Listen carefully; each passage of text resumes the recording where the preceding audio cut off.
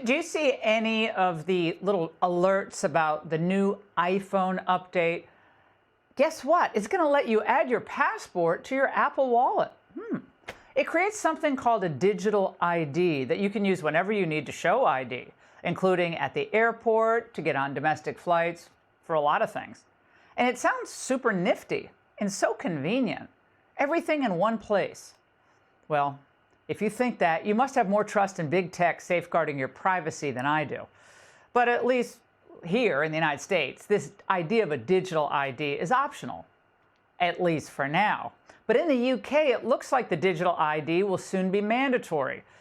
Michael Shellenberger exposes the terrifying truth about digital IDs.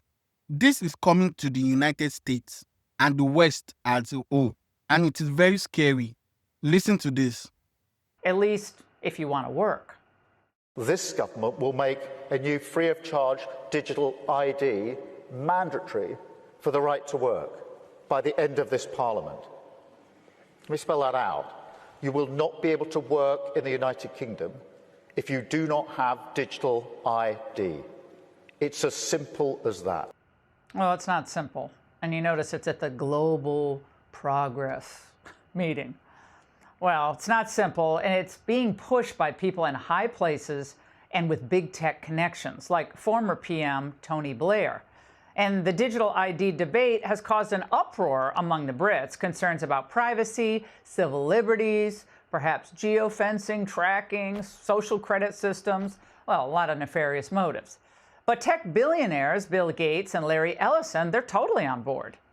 The NHS in the UK has an incredible amount of population data, but it's fragmented. It's not easily accessible by these AI models.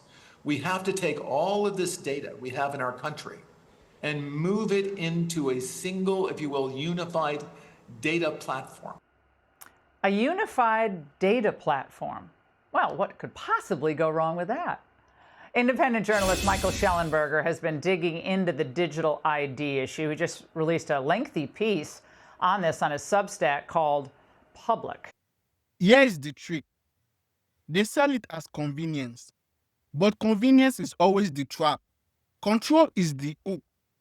They want you to celebrate while they turn your phone into your passport, your health card, your ID, your everything. Because once your life sits in a single system, one flip of the switch can shut you out of the society.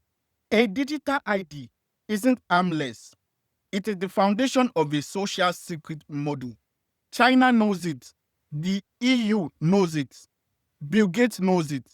The only people being gaslit are the citizens. He joins us now with his thoughts. Michael, look, the argument is it's like it'll help thwart illegal immigration, ID fraud, streamline healthcare services. Sounds fantastic. What the heck's the problem? Right. Hey, great to be with you, Laura. Yeah, I mean, another conspiracy theory that has started coming true. I mean, we saw this announcement in September. It took everybody by surprise. The World Economic Forum had been pushing digital IDs, the United Nations, the European Union, Britain. Of course, the really terrifying example is China, which uses digital IDs and a social credit score to control speech and to control what people think and say online. I mean, it could come in a lot of different ways. They'll start voluntary, then they'll make it mandatory. They'll have rewards, and then they'll have punishments. It's quite terrifying. And when you just listen to what the advocates for digital IDs say, it's terrifying. A unified data platform, that phrase alone should raise alarms. That means one breach, one hack, one internal abuse, and your entire identity is compromised. Think about that. Every hospital record, every government file, every travel history, every financial touch point, all in one place. And they expect you to trust the same government that can't even secure basic databases. The hypocrisy is wild. The same people warning about cyber threats are pushing the system that creates the ultimate cyber threat. And, you know, Laura, one thing I learned from this last round of investigations is that this is a huge cybersecurity threat. The idea that, I mean, imagine if you get hacked in one of the many websites that you log into. Imagine everything suddenly being hacked because it's all centralized in a single place. That cybersecurity threat alone ought to be enough to kill the digital ID. But again, this is potentially digital totalitarianism. Well, remember China hacked into, I think it was Office of Personnel Management, and got, untold numbers of government workers' records, their home addresses, phone numbers, Social Security. I mean, that's the U.S. government. Like, we're supposed to be the most secure system around. So that's an issue. But, Look, the argument also... Go ahead. Yeah. Oh, no, I was going to say hacks happen all the time. Exactly. Not digital convenience, not digital modernization, digital dictatorship. That is the kind of system that lets a government decide whether you can travel, access healthcare, post online, or even enter a public space based on your digital status. But wait, notice the double standard. The elites are pushing for this. They will never be monitored the way they want the public monitored. They preach safety while building the infrastructure of obedience. I mean, there's huge hacks. Governments get hacked. Data gets released all the time. It's not a rare thing at all. But the argument also being made is that, look, we're already being tracked. Your phone's tracked, cameras on every street corner. So isn't this just, part of that continuum? And, is it going to make a big difference?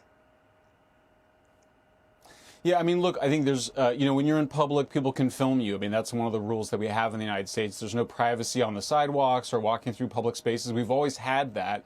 What they're proposing to do is to make it mandatory for this will disallow people to be anonymous online, which is something that the Supreme Court has long protected as a part of our First Amendment. This is potentially not just tracking and constant surveillance, but really the control of language, of thought, and behavior. I mean, imagine if this had happened during COVID. They would have been able to prevent people that decided not to get the vaccine from traveling. Or they could use climate credits as a way to prevent you from going on airplanes or entering restaurants. So, the possibilities are endless. Yeah. Absolutely. Well, we know the left would totally do this if they could. By the way, to that point of anonymity online, the Spanish Prime Minister at the World Economic Forum back in January pushed for this. I think we have the soundbite. I propose putting an end to anonymity on social media. Citizens have the right to privacy, not to anonymity or impunity. We must push forward the principle of pseudonymity as the functioning element of social media, and force all these platforms to link every user account to an European digital identity wallet. That is the end game. Link every user, every account, every platform to a government-issued identity wallet. That is not protection. That is tracking, profiling, and behavior regulation. This is how you build a system where your travel is restricted based on your medical status. Your spending is monitored for carbon compliance. Your posts are censored instantly by identity-linked moderation. And one political disagreement can shut down your life overnight. And the fact is that Gates, Blair, and Ellison are all aligned on this. That tells you everything about the scale of this plan. Let me know your thoughts on the story in the comment section below. Don't forget to like, share, and subscribe. And remember, always keep thinking. There it is. There you have it. Real quick. Well, it's terrifying, and we do have the right to be anonymous. We look, America's founding. How many of us remember the founding fathers would publish, really critical manifestos Federalist anonymously? Papers. That's part of the way that we get whistleblowers, the Federalist Papers. I mean, it's really part of the American tradition. We've got to stand strong on this, Laura, not just here, but globally, since our networks are all linked. Michael, we will stay on this. Thank you very much for the info and analysis.